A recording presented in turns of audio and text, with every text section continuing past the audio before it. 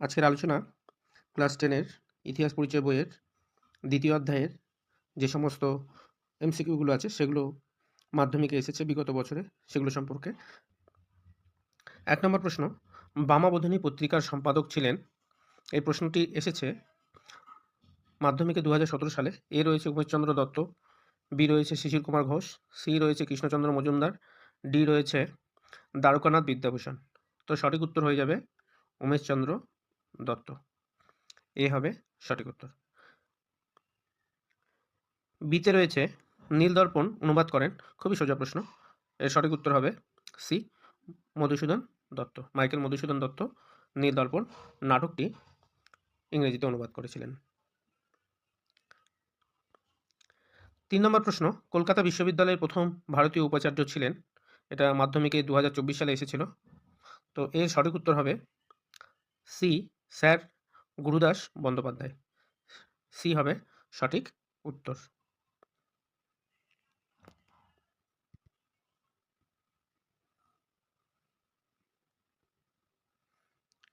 এবার দেখো 4 নম্বরে রয়েছে রামমোহন রায় অ্যাংলো হিন্দু স্কুল প্রতিষ্ঠা করেছিলেন। 2023-এ এই প্রশ্নটি এসেছিল।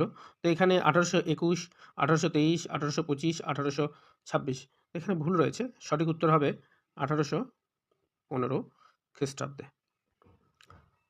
তো এই একটা অপশন সঠিক নয়, 1815 হবে সঠিক উত্তর।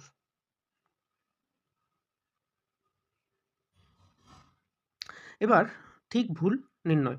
প্রথম বিধবা বিবাহ করেন শ্রীশচন্দ্র ন্যায়রত্ন। 2022 সালে এসেছে প্রশ্নটি। খুবই একটি গুরুত্বপূর্ণ প্রশ্ন। তো এটি ভুল, কারণ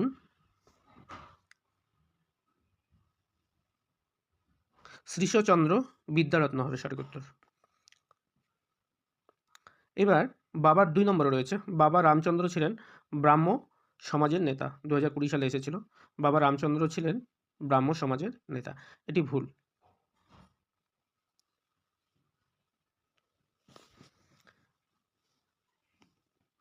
এছাড়াও বিভিন্ন অতি সংক্ষিপ্ত প্রশ্নাবলীগুলো এসেছিল, সেগুলো আমি মার্ক করে দেখাচ্ছি, তোমরা একটু দেখে নাও। এই যে এখানে বাংলায় কোন শতককে নবজাগরণের শতক বলা হয়? তারপরে দেখো এখানে এসেছে ভারতবর্ষিয়ান ব্রাহ্ম সমাজের বিভক্ত হলো কেন? নববিধান কি? 19 শতকে বাংলায় নারী সমাজের বিকাশে